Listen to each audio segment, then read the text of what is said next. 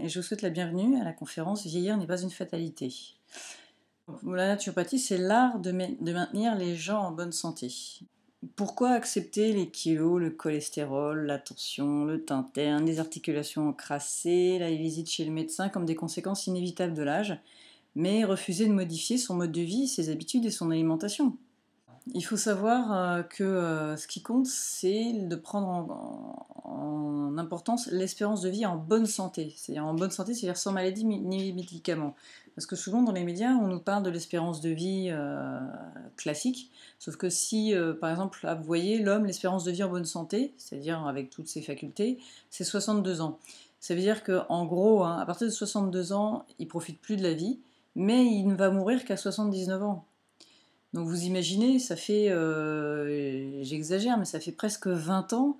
20 ans, c'est énorme de vie où on ne profite pas vraiment de la vie, quoi. Donc avec des maladies, des médicaments, etc., quoi. Donc vous allez me dire, oui, mais bon, comment on fait voilà. Il faut savoir que le corps, c'est pas comme une voiture. Une voiture, c'est, on va dire que c'est un objet entre guillemets mort. Il va s'user avec le temps. Nous, on est quelque chose qui est vivant. Ça veut dire que on peut être comme un arbre. On va se régénérer en fait. Donc on vieillit, mais on se régénère.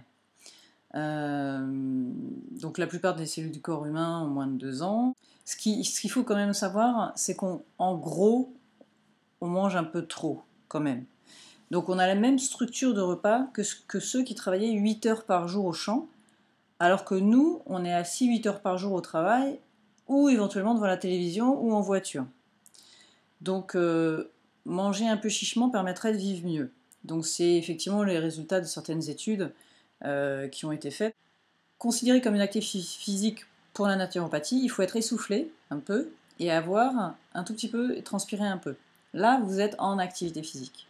Donc on passe de 5 litres à 30 litres dans vos organes, en fait, qui sont filtrés. 30 litres de sang. Donc vous imaginez à quel point ça peut être intéressant, parce que le cœur, comme il bat plus vite, et voilà, il va faire circuler le sang plus vite.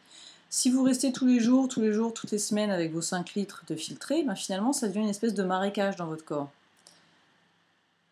Donc c'est quand même sympa d'accélérer un petit peu ce nettoyage du sang. Il faut savoir que 2000 litres de sang passent dans votre cerveau en 24 heures. Donc plus il est purifié, entre guillemets, mieux c'est.